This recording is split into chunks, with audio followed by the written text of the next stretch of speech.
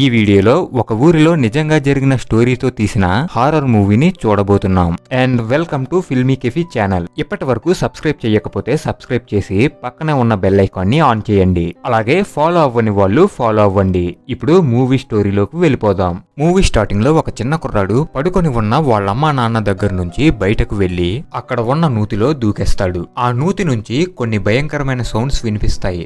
ఆ తర్వాత సీన్ లో కారులో వెళ్తున్న హీరో హీరోయిన్ ని చూపిస్తారు. ఆ కారులోనే ఉన్న వాళ్ళ కూతురు ఇలా అంటుంది, మనం ఇంటికి వెళ్లేసరికి నాకు తమ్ముడు ఉంటాడు కదా అని అంటే హీరో హీరోయిన్ అవునని చెప్తారు. అదే టైంలో వీళ్ళు వెళ్లే దారిలో చాలా కాకులు వస్తాయి. అలా కొద్దిసేపటికి ఆ కాకులన్నీ వీళ్ళ కారుపై పడితే కారు యాక్సిడెంట్ అవుతుంది. ఆ తర్వాత సీన్ లో ఒక ఇంట్లో ఉన్న హీరోయిన్ ని చూపిస్తారు. ఇప్పుడు ఒక ఆమె హీరోయిన్ దగ్గరకు వస్తుంది. ఈమెతో పాటు ఈ ఇంట్లో ఈమె భర్త హలీల్ ఉంటాడు. ఆమెను చూసిన హీరోయిన్ నా భర్త అలాగే కూతురు ఎక్కడ ఉన్నారని అడుగుతుంది. కానీ ఆమె సమాధానం చెప్పకుండా తాగడానికి నీళ్లు ఇచ్చి అక్కడ నుంచి వెళ్లిపోతుంది. అప్పుడే హీరోయిన్ వెనక ఉన్న ఆమె భర్త ఆత్మ మనకి కనిపిస్తుంది. ఆ రోజు రాత్రి మళ్లీ విండో దగ్గర హీరోయిన్ కి ఆమె భర్త కనిపిస్తాడు. అతన్ని చూసి భయపడి హీరోయిన్ గట్టిగా అరుస్తుంది. అప్పుడు హలీల్ అలాగే అతని భార్య అక్కడికి వస్తారు. ఆ తర్వాత రోజు ఉదయం హీరోయిన్ బయటకు వచ్చి చూస్తే అక్కడ ఆమె కూతురు ఉంటుంది. నా భర్త ఎక్కడ ఉన్నాడని హలీల్ ని అడిగితే నీ భర్త హాస్పిటల్లో ఉన్నాడని అతను చెప్తాడు. మీరు చెప్పే మాటలు నేను నమ్మలేను.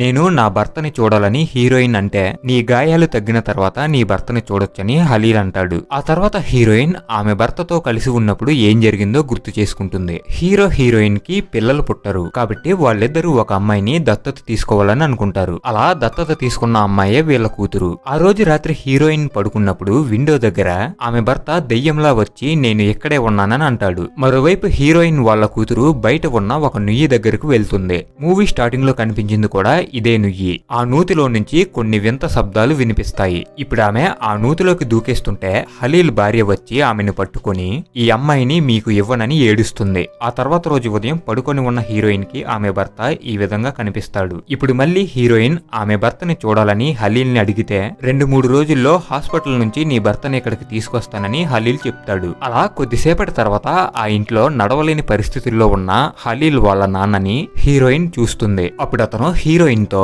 నువ్వు ప్రాణాలతో ఉండాలంటే ఈ ఇంటి నుంచి పారిపో అని అంటాడు. అదే టైంలో హలీల్ భార్య చేత్తో ఏదో పట్టుకెళ్లడం హీరోయిన్ చూస్తుంది. అప్పుడు హీరోయిన్ ఆమెను ఫాలో అవుతూ వెళ్తే ఆమె ఒక రూమ్ లోకి వెళ్లి చిన్న పిల్లాడికి పాలు ఇస్తుంది. అలాగే హీరోయిన్ అక్కడికి వచ్చిందని తెలిసి ఆమె అక్కడి నుంచి వెళ్ళిపోతుంది. అప్పుడు హీరోయిన్ ఆ రూమ్ లోకి వెళ్లి చూస్తే డోర్ లాక్ అయ్యి మూవీ స్టార్టింగ్ లో కనిపించిన నుయ్యి ఆ రూమ్ లో ఉంటుంది. ఇప్పుడు హీరోయిన్ ఆ నుయ్యి దగ్గరకు వెళ్తే భయంకరమైన శబ్దాలు వినిపించి ఆమెను ఎవరో ఆ నూతిలోకి లాగేస్తున్నట్టు అనిపిస్తుంది. కానీ అక్కడ ఎటువంటి నుయ్యి ఉండదు. ఇదంతా కూడా హీరోయిన్ ఇమాజినేషన్. అదే టైంకి అక్కడికి వాళ్ళ కూతురు వస్తే ఇక్కడికి ఎందుకు వచ్చావని అడుగుతుంది. నా ఫ్రెండ్స్ తో ఆడుకోవడానికి వచ్చానని చెప్పి వాళ్ళ కూతురు అక్కడ నుంచి వెళ్ళిపోతుంటే హీరోయిన్ కూడా ఆమె వెనక వెళ్తుంది. అప్పుడు ఆ ఊరి వాళ్ళు వాళ్ళిద్దరిని వింతగా చూస్తారు. కొద్దిసేపటి తర్వాత వాళ్ళిద్దరూ ఊరి చివరన ఉన్న ఒక చెట్టు దగ్గరకు వెళ్లి నించుంటే వాళ్ళకి ఈ విధంగా భయంకరమైనవి కనిపిస్తాయి. నీకు వాళ్ళందరూ కనిపించారా అని ఆ అమ్మాయి అడిగితే ఎవరని హీరోయిన్ అడుగుతుంది. కానీ వాళ్ళ కూతురు సమాధానం చెప్పకుండా చెట్టు వైపు చూస్తుంది. ఆ తర్వాత వాళ్ళిద్దరూ అక్కడి నుంచి వెళ్ళిపోతారు. ఆ రోజు రాత్రి వాళ్ళ అమ్మాయి మళ్ళీ మూవీ స్టార్టింగ్ లో కనిపించిన నుయ్యి దగ్గరకు వెళ్లి నించొని నా ఫ్రెండ్స్ అందరూ ఈ నుయ్యిలోనే ఉన్నారు, నేను వాళ్లతో ఆడుకుంటానని అంటుంది. అలాగే నీ వెనక నాన్న ఉన్నాడని చెప్తే హీరోయిన్ వెనక్కి తిరిగి చూస్తుంది. ఆ తర్వాత మళ్ళీ నుయ్యి దగ్గర చూస్తే వాళ్ళ అమ్మాయి కనిపించదు. ఇప్పుడు హీరోయిన్ ఇంతకు ముందు వాళ్ళ కూతురు ఒక చెట్టు దగ్గరకు వెళ్ళింది కదా, ఆ చెట్టు దగ్గరకు వెళ్లి చూస్తే ఆ చెట్టు దగ్గర చిన్నపిల్లలు దెయ్యాల్లా కనిపిస్తారు. వాటిని చూసి హీరోయిన్ కింద పడిపోతుంది. కానీ ఇప్పటి వరకు జరిగిందంతా ఆమె ఇమాజినేషన్. వాళ్ళమ్మాయి ఆమె పక్కనే ఉంది. ఆ తర్వాత హీరోయిన్ హలీల్ దగ్గరకు వెళ్లి అసలు ఈ ఊరిలో ఏం జరుగుతుందని అడిగితే అప్పుడు హలీల్ ఇలా అంటాడు, మీరు ఈ ఊరు ఎందుకు వచ్చారు, అలాగే మీకు యాక్సిడెంట్ ఎందుకయిందని హలీల్ అడుగుతాడు. అప్పుడు హీరోయిన్ ఒక విషయం చెప్తుంది. హీరోయిన్ కి పిల్లలు పుట్టలేదని ఒక మాంత్రికురాలి దగ్గరకు వెళ్తారు. ఆ మాంత్రికురాలి ఇంటి దగ్గర ఒక దెయ్యం పట్టిన కుర్రాడు ఉంటాడు. ఆ రోజు రాత్రి మాంత్రికురాలు హీరోయిన్ కడుపుపై మంత్రాలు రాసి హీరోతో ఈ విధంగా చెప్తుంది, బయట 2 గుర్రాలు ఉన్నాయి, వాటిలో ఒక గుర్రం పేగులు బయటకు తీసి అలాగే ఆ గుర్రం రక్తంతో స్నానం చేసిరా అని చెప్తుంది. కానీ హీరో ఆమె చెప్పినట్టు చేయడానికి భయపడతాడు. నీకు పిల్లలు కావాలంటే నేను చెప్పినట్టు చెయ్యని ఆ మాంత్రికురాలు అంటే అప్పుడు హీరో అక్కడి నుంచి వెళ్లి ఆ గుర్రాన్ని చంపి పేగులు అలాగే రక్తాన్ని తెస్తాడు. ఇప్పుడు మాంత్రికురాలు ఆ రక్తంలో నుంచి ఏదో బయటకు తీసి హీరోయిన్ తో తినిపించి ఆ రక్తాన్ని హీరోయిన్ పై వేస్తుంది. ఆ రోజు రాత్రి హీరో హీరోయిన్ అలాగే వాళ్ళ కూతురు అక్కడే ఉంటారు. ఇలా వీళ్ళు ఆ ఊరు ఎందుకు వచ్చారని హీరోయిన్ హలీల్ తో చెప్తుంది. ఇప్పుడు హలీల్ భార్య ఒక బాక్స్ ఓపెన్ చేస్తే ఆ బాక్స్ లో చనిపోయిన బేబీ ఉంటుంది. ఆ రోజు రాత్రి అందరూ పడుకున్న తర్వాత హీరోయిన్ వాళ్ళ కూతురు నిద్ర లేచి చూస్తే హలీల్ భార్య చూపించిన బాక్స్ దానికదే ఓపెన్ అయ్యి కిటికీ దగ్గర ఎవరో ఉన్నట్టు కనిపిస్తే ఆ అమ్మాయి కిటికీ ఓపెన్ చేయడానికి ట్రై చేస్తుంది. అదే టైంకి హలీల్ అక్కడికి వచ్చి కిటికీ ఓపెన్ చేయకూడదని చెప్పి ఆ అమ్మాయిని కాపాడుతాడు. మరోవైపు ఒక రూమ్ లాంటిది ఉంది కదా, ఆ రూమ్ లో హలీల్ భార్యని ఎవరో కొడుతున్నట్టు కనిపిస్తుంది.